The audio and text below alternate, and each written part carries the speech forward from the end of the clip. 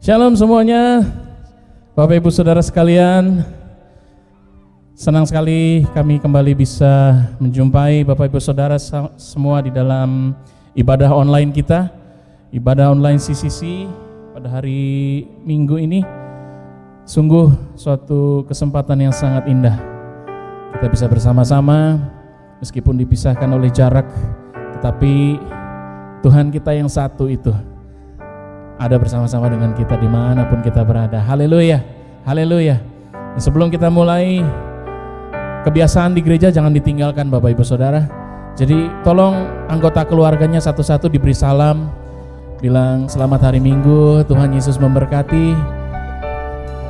Dan kalau anggota keluarga boleh ciumkan pipi kiri, cium pipi kanan, jangan ragu-ragu ya. Haleluya. Sungguh kita bersuka cita dalam hadirat Tuhan, karena Dia adalah milik kita yang berharga. Amin. Dialah harta kita, dan kita bersama-sama akan meninggikan Dia pada saat ini. Bapa di dalam surga, kami membuka hati kami bagimu. Kami ingin memuji-Mu dan kami ingin memuliakan Engkau. Dan kami berdoa biarlah pada saat ini pengurapan-Mu turun ke atas kami. Roh Kudus turun ke atas kami semua, sehingga kami boleh merasakan hadirat Tuhan dengan cara yang belum pernah kami rasakan sebelumnya. Suatu lawatan yang manis, suatu lawatan yang indah, yang kuat di tengah-tengah kami. Dan kami percaya kami akan dipulihkan oleh Tuhan, kami akan diperbaharui oleh Tuhan. Di dalam nama Tuhan Yesus Kristus kami membuka ibadah kami pada pagi hari ini. Haleluya, haleluya.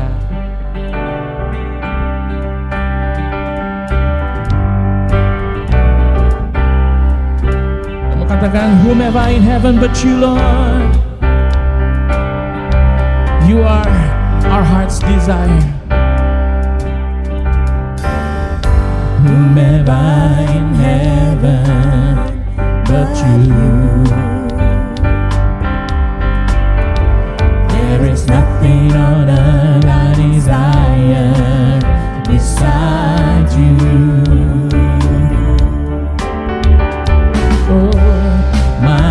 And my strength many times they fade,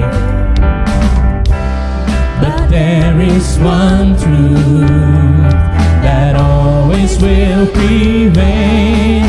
God is the strength of my heart.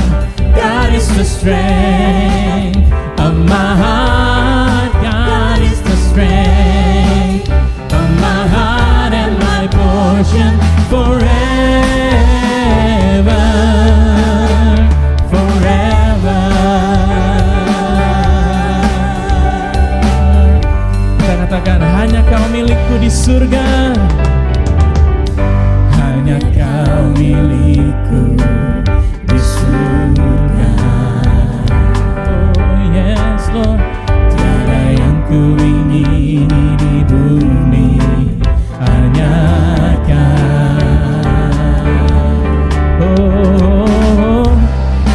ku andalkan kekuatanku, namun yang pasti kan kekal selamanya. Allah sumber kuatku, ya salah sumber kuatku, Allah sumber kuatku dan bagianku selamanya. Allah sumber kuatku, Allah sumber kuatku, Allah sumber kuatku dan bagianku selamanya. Sekali lagi, Allah sumber kuatku, Allah sumber kuatku, Allah sumber kuatku dan bagianku selamanya. Allah sumber kuatku, Allah sumber kuatku, Allah sumber kuatku dan bagianku selamanya.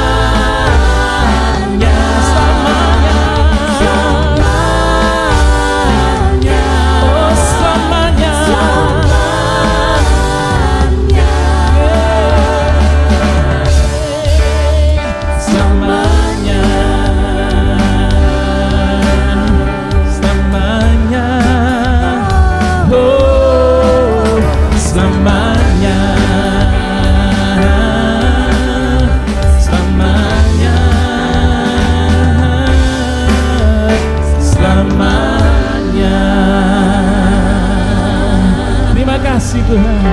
Terima kasih Tuhan. Haleluya. Haleluya. Engkaulah harta kami yang paling berharga ya Tuhan. Dan ketika seluruh dunia tidak dapat mengerti kami, ketika seluruh dunia tidak memandang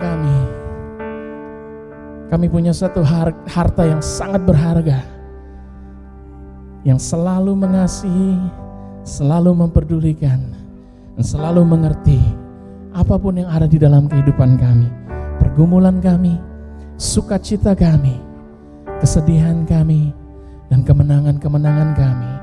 Engkau ada dalam segala situasi kehidupan kami ya Tuhan. Dan Engkau Allah yang paling mengerti isi hati kami. Haleluya, haleluya. Thank you Jesus.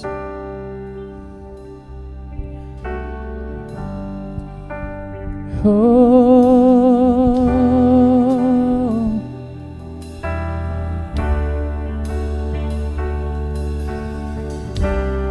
sungguh Tuhan, Engkaulah harta kami yang paling berharga. Tiada yang seperti Engkau Tuhan. Tiada yang seperti Engkau. Haleluya.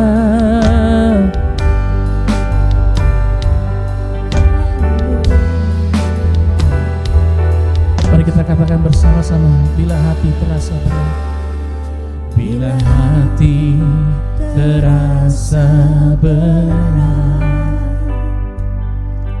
tak seorang pun mengerti bebanku.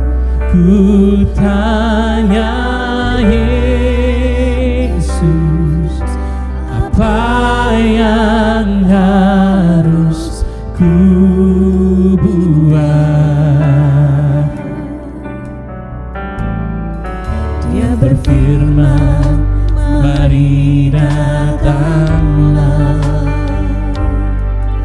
Dia selalu pedulikan aku. Ku datang Yesus, Dia pikul segala bebanku. Sujud di altarnya, ku bawa hidupku.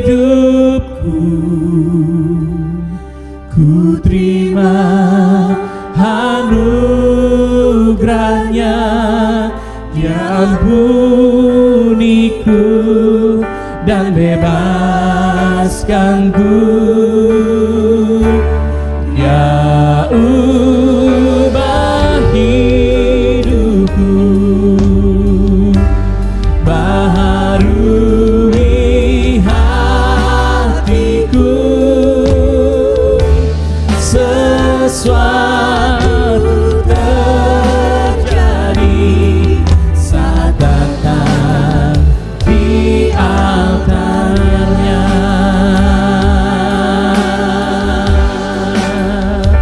Oh, kami datang Tuhan. Bila hati terasa berat, yes Lord, tak seorang pun mengerti bebanku. Ku tanya Yesus, apa yang harus ku buat? Oh, Dia berfirman, mari datanglah. Dia selalu pedulikan aku. Ku datang Yesus, Dia pikul segala bebanku.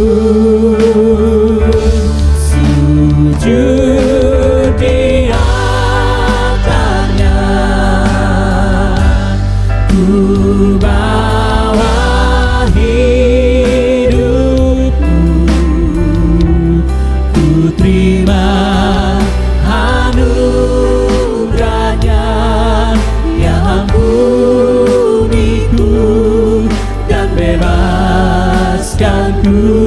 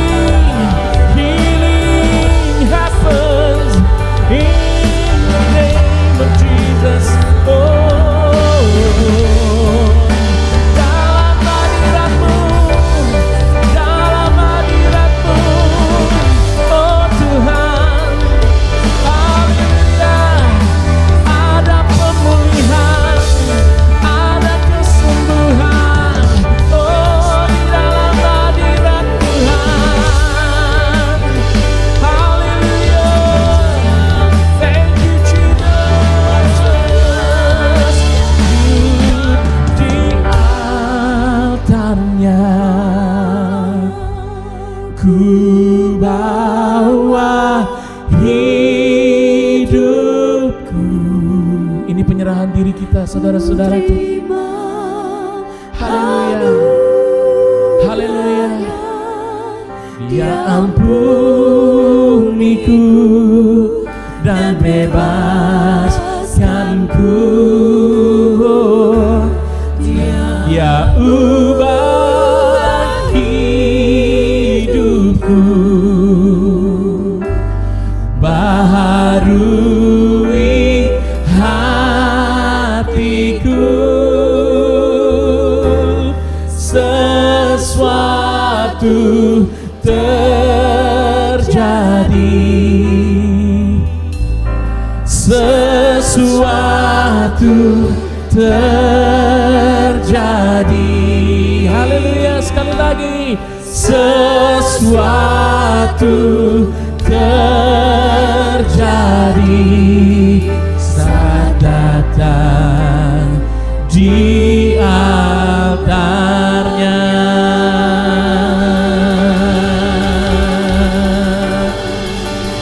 Haleluya, membuka hatimu kepadanya.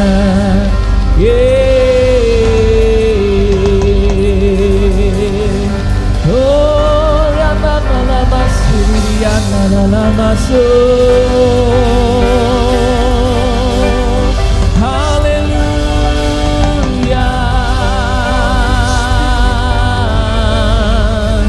haleluya, haleluya.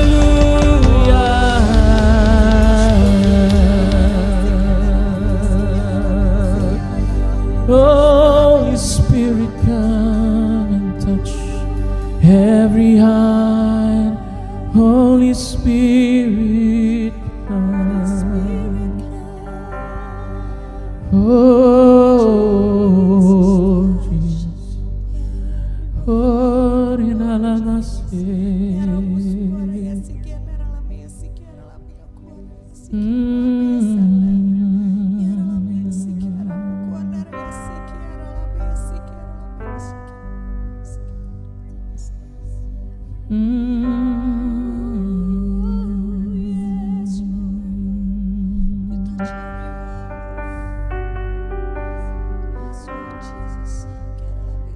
kuatkanlah dan teguhkanlah hatimu. Kuatkanlah dan teguhkanlah hatimu.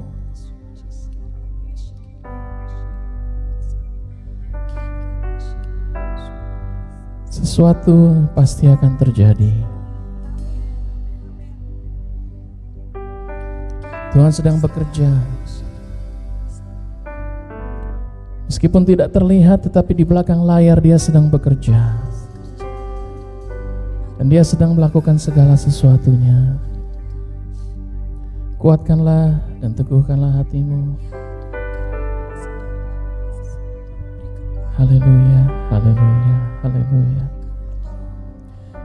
Bapa, kami menyerahkan diri kami ke dalam tangan-Mu ya Tuhan. Bersyukur kalau di saat-saat seperti ini ada momen-momen keintiman dengan Tuhan yang bisa kami rasakan, yang sungguh menjadi kekuatan suluh bagi jiwa kami.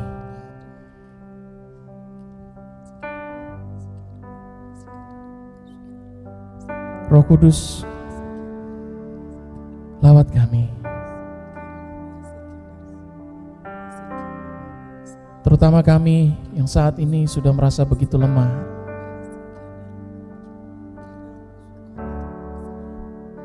Kuatkanlah kami, kuatkanlah iman kami, supaya kami terus berjalan di dalam pengharapan kami kepada Tuhan.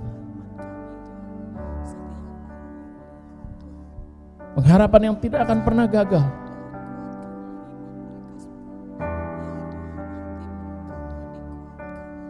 Kami menaruh pengharapan kami kepada Kristus, karena Kristus cukup bagi kami. Kristus cukup bagi kami.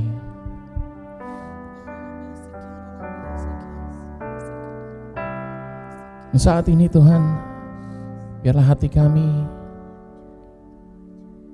akan kembali disegarkan oleh firman Tuhan yang akan berbicara langsung ke dalam roh kami, kepada jiwa kami, menguatkan kami, meneguhkan kami. Firman-Mu yang selalu menjadi sumber kekuatan bagi kami, Tuhan menopang kami, menolong kami kembali menghadapi minggu ini, minggu yang kembali kami tahu masih berat, masih sulit. Tetapi kekuatan yang daripada Tuhan itulah yang akan memampukan kami. Kami membuka hati kami lebar-lebar, telinga rohani kami pasang. Kami mau menangkap rema itu, kami mau menangkapnya. Kami tidak mau melepaskannya. Karena itulah yang akan menguatkan kami, meneguhkan kami. Dalam nama Tuhan Yesus Kristus, sama-sama mengurapi telinga setiap anak-anak-Mu yang mendengarkan dari rumah mereka masing-masing atau dimanapun mereka berada. Telinga rohani mereka dibukakan di dalam nama Tuhan Yesus Kristus. Pada hari ini mereka harus mendengar Tuhan berfirman, langsung ke dalam kehidupan mereka. Di dalam nama Tuhan Yesus Kristus, firman itu akan menghidupkan kami, menguatkan kami. Terima kasih Bapa, terima kasih. Kami buka hati kami sambut firman-Mu. Di dalam nama Tuhan Yesus Kristus, Tuhan dan Juru Selamat kami yang hidup, kami sudah berdoa dan mengucap syukur. Haleluya. Amin, amin, amin. Shalom Bapak Ibu Saudara, senang bisa berjumpa lagi dengan Anda di dalam ibadah online CCC pada hari ini. Dan kita bersyukur kita bisa berada bersama-sama untuk memuji memuliakan Tuhan dan kita mendengarkan firman Tuhan. Dan saya ingin mengambil satu judul yang saya rasa bisa lebih banyak mewakili kehidupan kita khususnya saat-saat ini. Apa yang sedang terjadi di dalam kehidupan kita khususnya dalam masa pandemi ini dan apa yang sebenarnya menjadi rencana Tuhan di dalam kehidupan kita. Dan saya mau mengajak kita untuk melihat bahwa di dalam pandemi ini Tuhan masih tetap bekerja di dalam kehidupan kita untuk mengubahkan kita. Dan saya mengambil judul Bersiaplah untuk diubahkan. Dalam dunia kekristenan, setiap pengkhotbah maupun pembicara dalam KKR yang mungkin kita kenal, yang kita ketahui, semua memiliki kesamaan dalam sejarah kehidupan mereka. Yaitu peristiwa di mana mereka bertobat dan menerima Yesus sebagai juru selamat atas hidup mereka. Detail peristiwanya bisa berbeda-beda. Ada yang mendapat mujizat dari Tuhan, ada mujizat kesembuhan, ada yang mendapat visi dari Tuhan. Tetapi yang paling banyak terjadi adalah perjumpaan dengan Tuhan secara pribadi dalam ibadah raya. Secara khusus, peristiwa pertobatan ini disebut sebagai titik balik dalam sejarah kehidupan atau yang biasa dikenal dengan kata turning point di dalam sejarah kehidupan. Misalnya, saya ambil contoh Billy Graham mengalami pertobatan saat menghadiri ibadah KKR di Charlotte, Carolina Utara. Dan seorang apologet filsuf yang baru-baru ini meninggal karena kanker, yaitu Ravi Zacharias, mengalami pertobatan setelah ia dibacakan Yohanes 14 ayat 19 di rumah sakit dan dia mengalami kesembuhan dari Tuhan. Dan di dalam Alkitab ada satu kisah khusus tentang pertobatan dari seseorang yang tulisannya itu memenuhi 70% bahkan lebih dari seluruh kitab di dalam Perjanjian Baru. Dia adalah Paulus. Dahulu dia bernama Saulus. Dan inilah kisah pertobatannya. Saya mengajak Anda untuk melihat di dalam Kisah Para Rasul pasal yang ke-9 ayat 1 sampai dengan 19a. Ini adalah ayat-ayat yang cukup panjang, saya berikan ringkasannya saja. Tetapi Bapak Ibu Saudara di rumah silakan mengikutinya melalui pembacaan firman Tuhan. Secara ringkas, Saulus memiliki rencana untuk mengancam dan membunuh murid-murid Tuhan. Dan dia menghadap kepada imam besar untuk mendapat surat kuasa untuk melakukannya. Dan setelah dia mendapat surat kuasa itu, dia kemudian dalam perjalanan menuju Damsyik. Karena banyak murid-murid Tuhan kemudian mengungsi ke arah Damsyik. Tiba-tiba di tengah jalan, ada cahaya yang memancar dari langit. Dan terdengarlah suara Yesus yang berbicara kepada Saulus. Setelah mengalami perjumpaan dengan Yesus, matanya Saulus menjadi buta selama 3 hari dan 3 malam. Dia tidak makan dan tidak minum. Lalu kemudian Tuhan memanggil Ananias, salah seorang murid Tuhan di Damsyik, untuk menemui Saulus. Tentu kalau kita seperti Ananias, kita pasti merasa enggan. Awalnya memang Ananias enggan untuk bertemu Saulus karena reputasinya yang terkenal sebagai orang yang menindas dan membunuh murid-murid Tuhan, menganiaya mereka. Tetapi Tuhan tetap menyuruh Ananias dan akhirnya Ananias menyanggupinya. Setelah bertemu dengan Saulus, dia menumpangkan tangannya atas Saulus. Saat itu juga Saulus menjadi sembuh dan dapat melihat kembali. Setelah mengalami mujizat tersebut, Saulus meminta untuk dibaptis.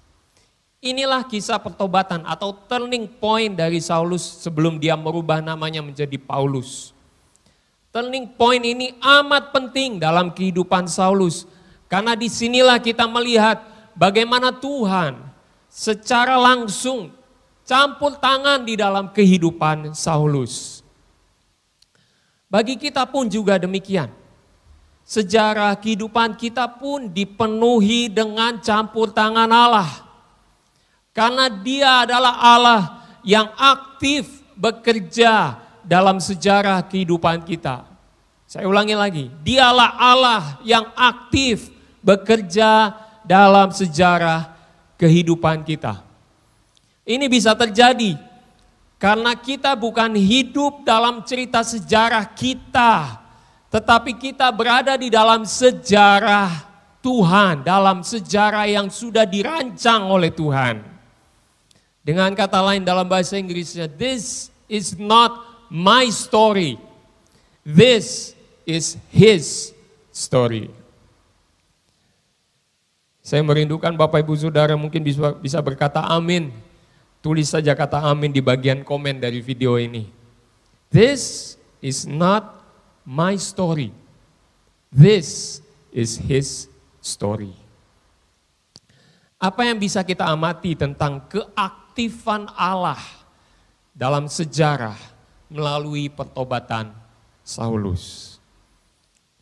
Ada 3 bukti keaktifan Allah di dalam sejarah yang kita bisa lihat dari kehidupan Saulus. Yang pertama, bukti yang pertama yaitu Tuhan dapat mengintervensi rencana dalam hidup kita.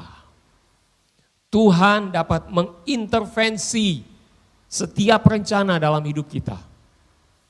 Ayat yang pertama dan ayat yang kedua, Saulus sudah berencana. Dia sudah berencana untuk menghabisi murid-murid Tuhan Yesus. Saya bacakan ayat yang pertama dan ayat yang kedua. Sementara itu berkobar-kobar hati Saulus untuk mengancam dan membunuh murid-murid Tuhan. Dia sudah begitu semangat. Dia menghadap imam besar dan meminta surat kuasa daripadanya untuk dibawa kepada majelis-majelis Yahudi di Damsyik, supaya jika ia menemukan laki-laki atau perempuan yang mengikuti jalan Tuhan, ia menangkap mereka dan membawa mereka ke Yerusalem. Itu sudah menjadi rencana dia, itu agenda dia.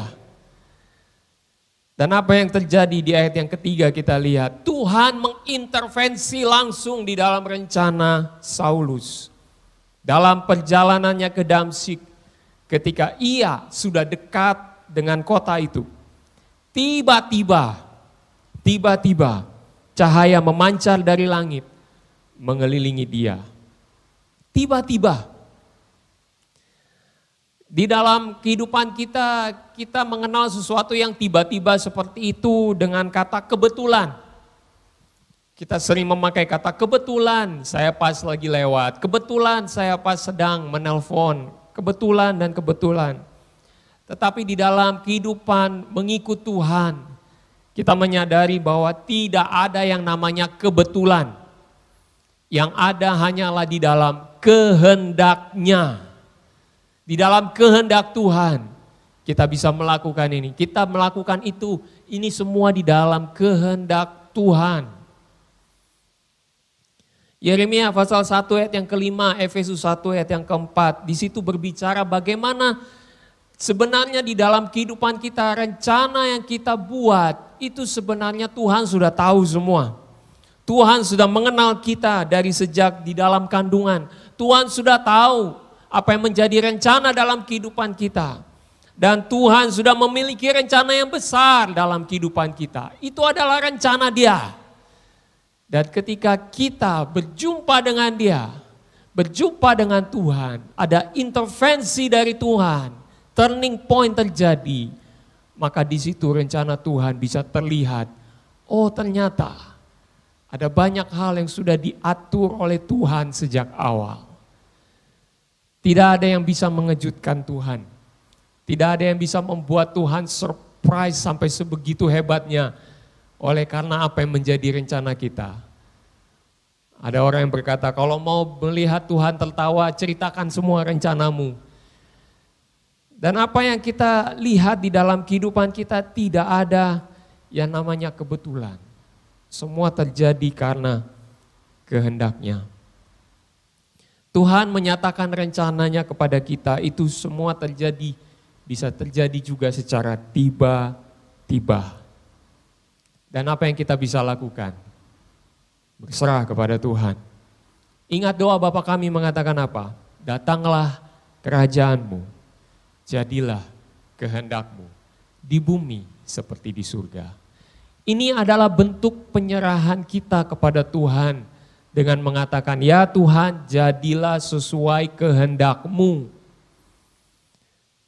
Dan waktu apa yang kita sedang lakukan di dalam kehidupan kita, kemudian diintervensi secara langsung oleh Tuhan, mungkin pertama kalinya kita tidak akan suka. Saya ambil contoh apa yang terjadi dalam kehidupan kita saat ini. Bulan Desember 2019, semua orang memiliki harapan yang tinggi akan tahun 2020. Pekerjaan dengan gaji yang tinggi, masuk universitas yang diidamkan, menikah dan hidup bahagia, lulus sekolah dengan hasil yang memuaskan. Tapi tiba-tiba muncullah berita yang menggemparkan seluruh negara. Yaitu adanya virus corona dengan tingkat penyebarannya yang tinggi dan amat mematikan. Kita sudah melewati beberapa bulan dalam tahun 2020 ini. Pertanyaannya, dapatkah kita melihat bahwa pandemi corona ini juga merupakan bagian dari rencana Tuhan bagi hidup kita semua?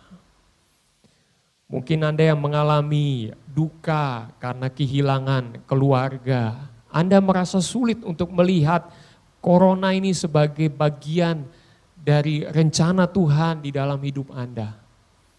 Mungkin bagi Anda yang kena PHK karena dampak dari corona ini, Anda sulit untuk melihat bahwa ada rencana Tuhan yang sedang disampaikan kepada Anda, sedang dijabarkan kepada Anda di dalam kehidupan Anda secara pribadi. Saya berdoa supaya firman Tuhan pada pagi ini, waktu Anda menanggapinya dengan mengatakan, corona ini sulit untuk bisa dilihat sebagai rencana Tuhan. Saya berdoa supaya firman Tuhan pada pagi ini dapat mengubahkan Anda. Yang kedua, bukti yang kedua. Tadi bukti yang pertama, Tuhan dapat mengintervensi kehidupan kita. Bukti yang kedua, Tuhan berkuasa mengubah siapapun. Tuhan berkuasa mengubah siapapun. Dia dapat mengubah hati orang yang paling keras sekalipun. Kita lihat Saulus. Saulus amat gigih dalam menganiaya orang-orang Kristen. Kita lihat ini di dalam Kisah Para Rasul pasal yang ke-8 ayat yang ke-3. Tetapi Saulus berusaha membinasakan jemaat itu. Dan ia memasuki rumah demi rumah. Dan menyeret laki-laki dan perempuan keluar. Dan menyerahkan mereka untuk dimasukkan ke dalam penjara. Saulus begitu berpegang teguh pada keyakinannya bahwa Yesus itu sesat. Dan semua pengikut Yesus harus dibinasakan. Saulus begitu berkobar-kobar untuk melakukannya. Bisa dikatakan dia seperti algojo yang siap untuk membantai setiap pengikut Kristus. Tetapi perubahan terjadi karena dia berjumpa dengan Kristus. Terjadi perubahan dalam hidup Saulus ketika dia berjumpa dengan Kristus. Saya ingin mengambil satu waktu sejenak ini untuk melihat bahwa ayat yang keempat dan ayat yang kelima dari Kisah Para Rasul pasal 9 ini begitu menarik untuk kita lihat. Saya bacakan, Saulus, Saulus, mengapakah engkau menganiaya aku, kata Tuhan. Jawab Saulus, siapakah engkau Tuhan? Katanya, akulah Yesus yang kau aniaya itu.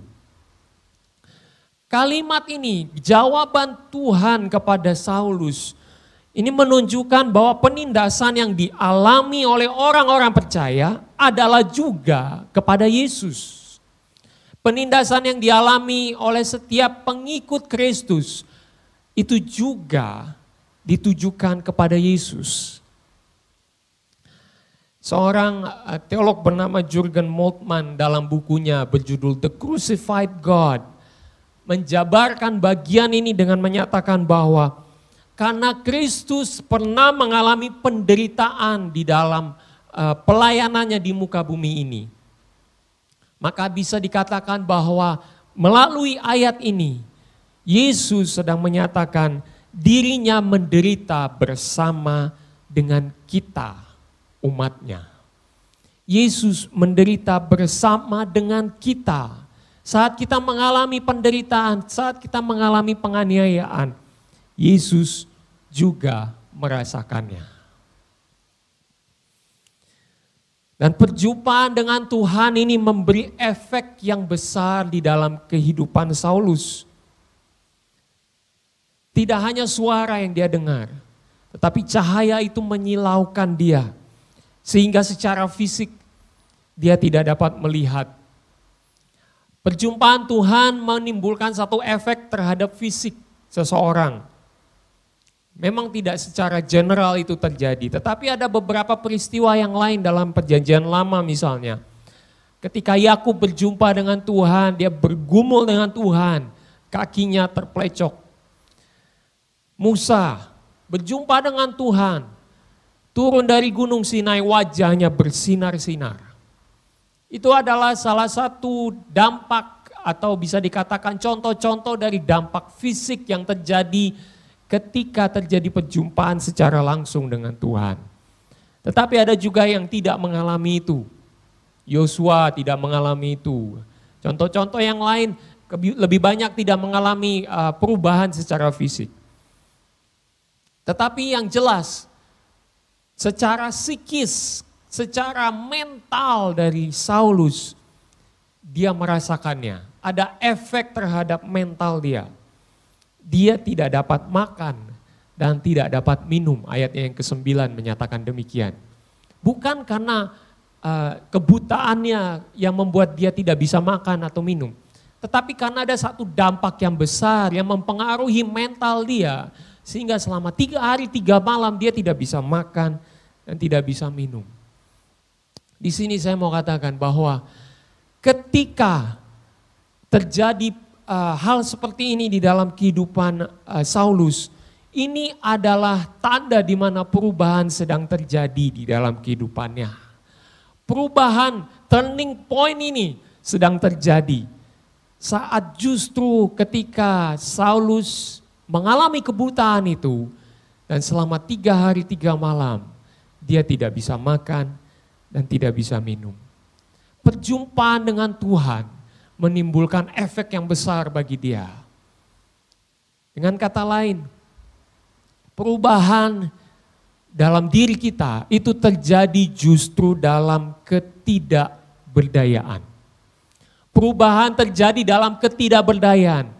Kalau segala sesuatu dalam kehidupan kita semuanya aman-aman saja, perubahan akan sulit terjadi. Kita akan merasa nyaman untuk melanjutkan kehidupan seperti biasanya. Tetapi karena ada sesuatu yang membuat kita tidak berdaya, ada perubahan di dalam keseharian kita yang membuat kita tidak berdaya, disitulah kemudian kita mengakui akan adanya Tuhan yang berdaulat atas hidup kita. Disitulah kita mengakui adanya Tuhan yang tetap berpegang di dalam sejarah kehidupan kita, tetap bekerja dalam sejarah kehidupan kita. Sehingga akhirnya terjadi perubahan dalam hidup kita. Perubahan terjadi dalam ketidakberdayaan. Dan mujizat yang dialami oleh Saulus itu justru mengukuhkan kebenaran akan Yesus Kristus sebagai anak Allah. Apa yang terjadi kemudian? Ketika Saulus bisa melihat kembali, hidup Saulus berubah total. Di dalam ayatnya yang ke-19b sampai dengan ayat yang ke-22, di situ terlihat apa yang terjadi dalam kehidupan Saulus. Dari seorang yang dikenal dengan pengaruh besar, kemudian dia menjadi seorang pelarian. Dia memberitakan akan nama Kristus sebagai anak Allah kepada banyak orang. Dan kemudian orang-orang itu menjadi heran, bukankah dia itu algojo yang siap membantai pengikut Kristus? Kenapa dia sekarang justru menyampaikan mengenai Kristus? Dan kemudian dia dikenal sebagai salah satu pengikut Kristus yang akhirnya juga diincar oleh orang banyak. Dia juga akan dibunuh. Dia lari. Sekalipun sudah bertobat, Saulus masih belum bisa dipercaya oleh orang-orang Kristen pada waktu itu. Sekalipun dia sudah bisa menunjukkan bahwa terjadi perubahan dalam hidup dia, tetapi kepercayaan itu tidak mudah untuk didapat. Sehingga dia lebih banyak dijauhi oleh orang-orang Kristen pada waktu itu. Kita bisa lihat di dalam pasal 9 ayat yang ke-26. Tapi puji Tuhan, Saulus tidak kemudian ditinggalkan begitu saja. Ada Barnabas di situ. Dia menerima Saulus dan meyakinkan yang lain bahwa Saulus memang betul-betul sudah bertobat karena dia berjumpa dengan Yesus secara pribadi. Itu kita bisa lihat di dalam pasal 9 ayat yang ke-27. Dalam segala keadaan kita, ketika Tuhan mengintervensi secara langsung dalam hidup kita, Tuhan dapat mengubah kita untuk menjadi semakin seperti Kristus. Baik dalam pikiran kita, baik dalam karakter kita, maupun dalam perbuatan kita. Saya sebut ini sebagai Christ-like mind, Christ-like character, dan Christ-like attitude. Christ-like mind, pikiran yang seperti Kristus, selalu memikirkan perkara-perkara surgawi. Di dalam Kolose pasal 3 ayat 1-2. Christ-like character, memiliki karakter yang seperti Kristus, selalu mengasihi Tuhan dan selalu mengasihi sesama. Efesus 4 ayat 17-32. Dan juga Christ-like attitude, bertindak seperti Kristus, selalu melayani sesama dalam segala keadaan. Roma 12 ayatnya yang ke-11. Saya ambil contoh sederhana apa yang sedang terjadi di dalam kehidupan kita, khususnya dalam masa pandemi ini. Saya melihat bahwa sebenarnya pandemi ini betul-betul memberikan satu blessing in disguise kepada kita. Gereja mengalami perubahan. Dari yang dulunya begitu aktif di dalam bergereja, yang lebih banyak mungkin melihat kepada tambahan-tambahan bukan kepada yang esensial. Apakah tempatnya ber-AC atau tidak, apakah banyak lampunya atau hal-hal yang lebih bersifat additional, tambahan saja. Tetapi karena pandemi ini, jemaat Tuhan kemudian harus berada di rumah, mereka mengikuti ibadah secara online. Tidak bisa melihat seperti biasanya di dalam ibadah, hadir seperti biasanya dalam ibadah. Tetapi di sini, di dalam ibadah online, gereja kemudian mengalami perubahan. Gereja melihat bahwa yang esensial adalah mengalami perjumpaan dengan Tuhan di dalam ibadah. Gereja mulai melihat bahwa ibadah bukan lagi mengenai lampunya, bukan lagi mengenai AC-nya, bukan lagi mengenai kenyamanannya. Tetapi gereja mulai melihat bahwa ibadah yang sesungguhnya adalah perjumpaan secara langsung dengan Tuhan. Pandemi ini menjadi blessing in disguise. Sebuah perubahan sedang terjadi di dalam kehidupan bergereja. Tuhan dapat mengubah siapapun. Tidak hanya gereja, tetapi orang per orang, masing-masing. Tuhan dapat mengubah siapapun. Melalui pandemi ini, Tuhan dapat mengubah orang-orang yang paling keras sekalipun. Orang-orang yang tidak percaya sekalipun. Mau tidak mau mereka akan melihat bahwa sesungguhnya ada tangan Tuhan yang mengendalikan sejarah kehidupan. di atas muka bumi ini. Dan siapapun dia harus mengakui bahwa Tuhanlah yang mengendalikan sejarah ini. Tuhanlah yang punya story, kisah yang sedang kita jalani. Story dari Tuhan, His story is what we are today. Yang terakhir,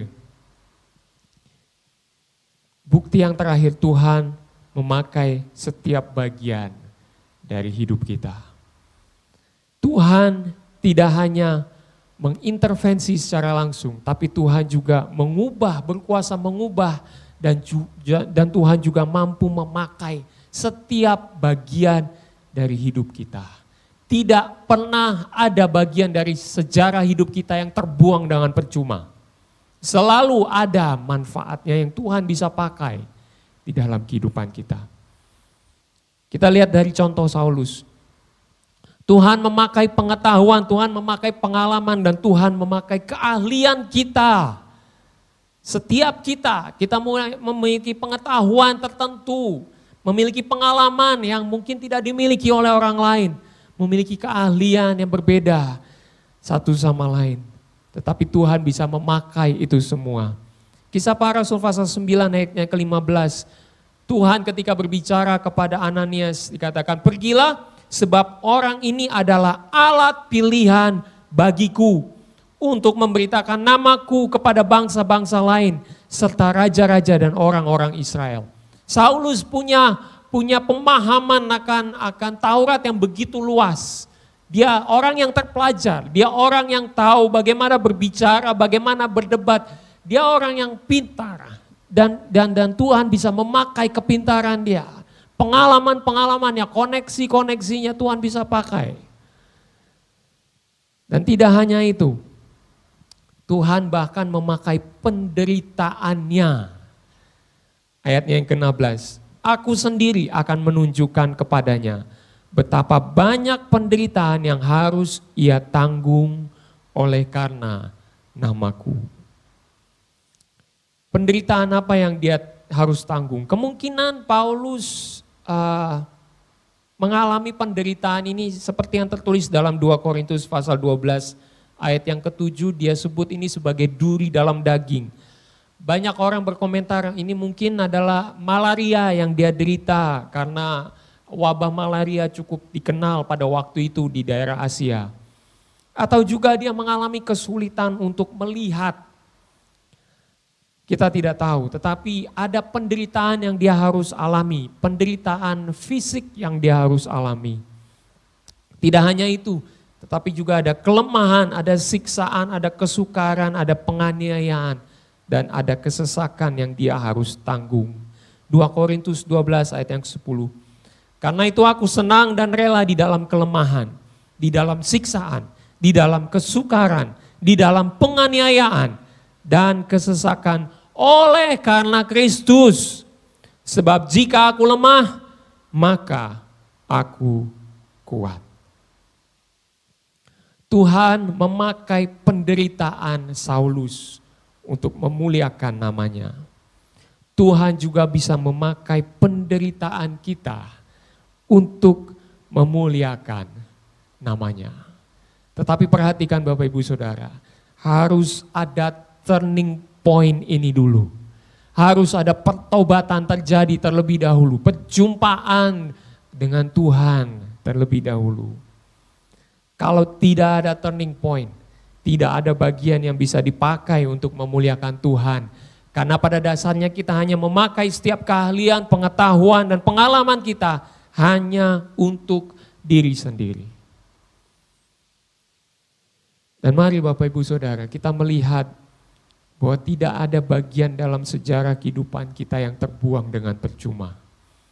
Mungkin Anda melihat bahwa apa yang menjadi hasil usaha Anda harus dihentikan selama beberapa bulan yang lalu.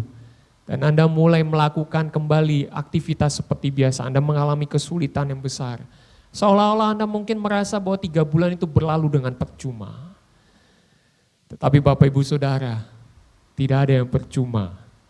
Tuhan bisa memakai bagian-bagian itu untuk mengubah kehidupan kita, untuk memuliakan nama-Nya. Tuhan dapat mengintervensi kehidupan kita. Dan tujuan intervensinya adalah untuk mengubah kita. Karena Dia berkuasa untuk mengubah siapapun. Dan yang ketiga, Tuhan bisa memakai setiap bagian dari hidup kita. Tidak ada yang terbuang dengan percuma. Waktu-waktu kita tidak ada yang sia-sia. Tuhan bisa memakai setiap bagian dari kehidupan kita untuk memuliakan nama-Nya. Bahkan di dalam penderitaan kita pun Tuhan bisa memakai itu untuk memuliakan nama-Nya. Pagi ini, saya mengajak Bapak Ibu Saudara untuk melihat 3 bukti ini terjadi dalam kehidupan Anda, khususnya dalam masa pandemi ini. Sudahkah Anda mengalami perjumpaan dengan Tuhan? Sudahkah Anda mengalami turning point dalam kehidupan Anda?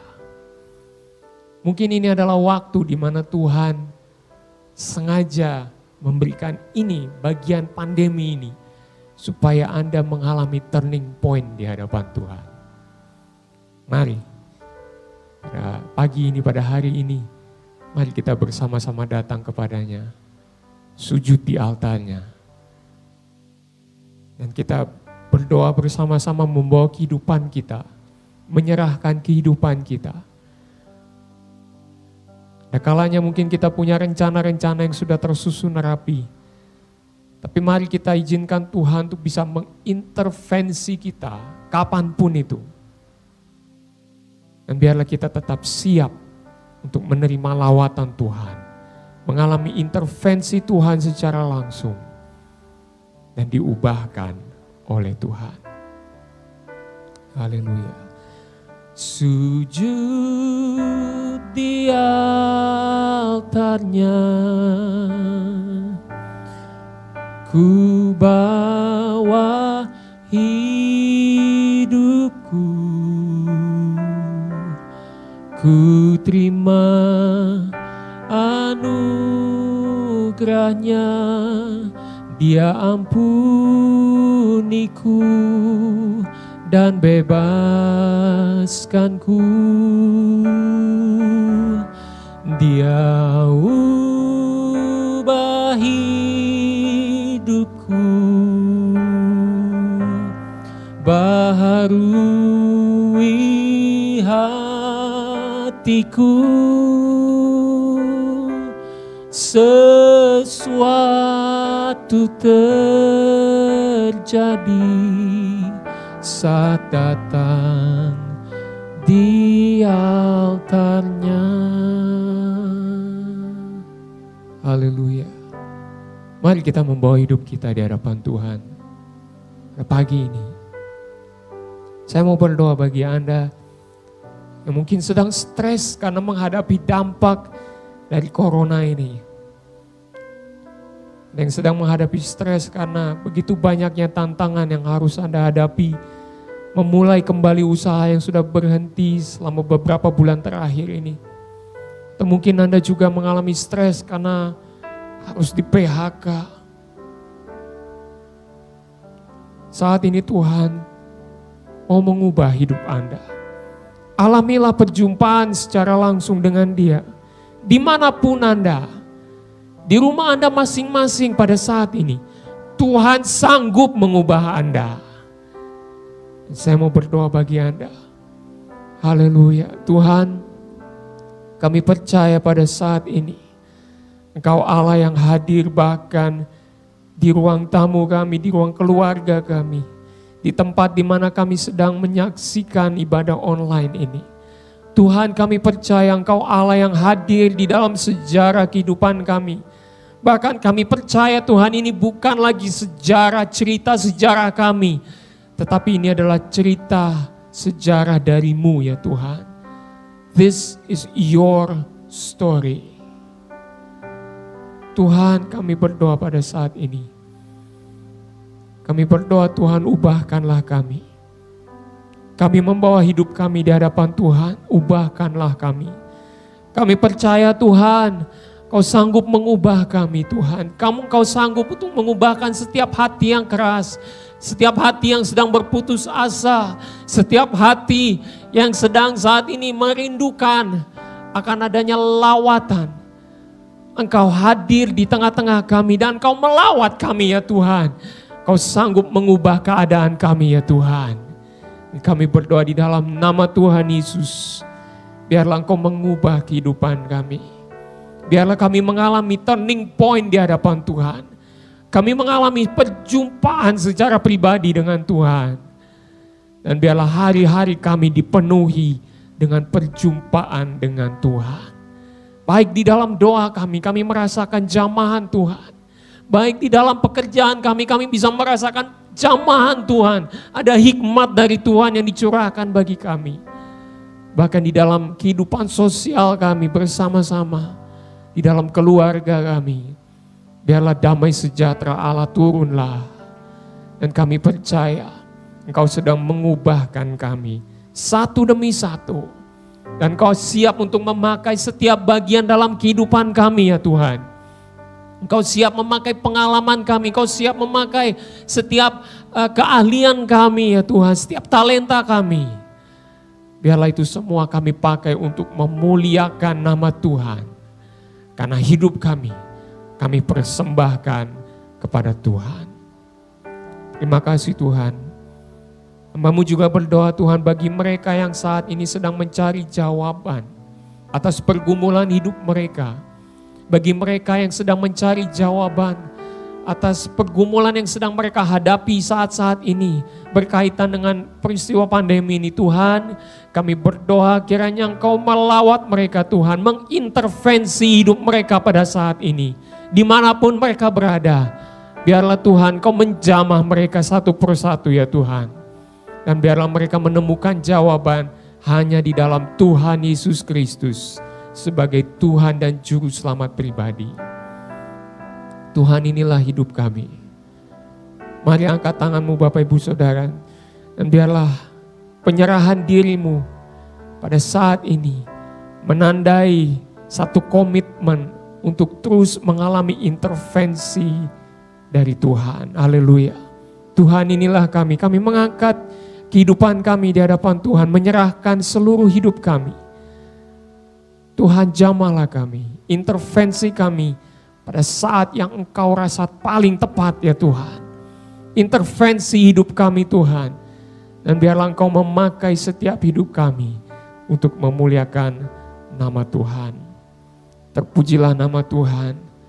Dan biarlah Tuhan kehidupan kami, ketika kami memuliakan nama Tuhan, kami temukan bahwa turning point ini menjadi bagian terpenting dalam sejarah hidup kami. Terpujilah nama Tuhan. Ketika kami Tuhan berada di dalam dunia kami masing-masing, kami mohon penyertaan-Mu, kami mohon pimpinan-Mu beserta dengan kami. Dan biarlah kami terus merasakan lawatan Tuhan hari lepas hari dalam kehidupan kami. Terpujilah nama Tuhan. Bapak Ibu Saudara, saat ini ketika Engkau dalam segala keadaan-Mu, percayalah Tuhan hadir. Dan Tuhan siap mengintervensi hidupmu. Serahkanlah hidupmu kepadanya. Dan terimalah anugerah dari Allah Bapa, kasih karunia dari Tuhan Yesus Kristus, dan penyertaan Roh-Nya yang kudus menyertai kita semua. Dari saat ini sampai Maranatha Tuhan Yesus akan datang kembali. Mari katakan bersama. Amin, amin. Tuhan Yesus memberkati kita semua. Sampai berjumpa dalam ibadah online selanjutnya.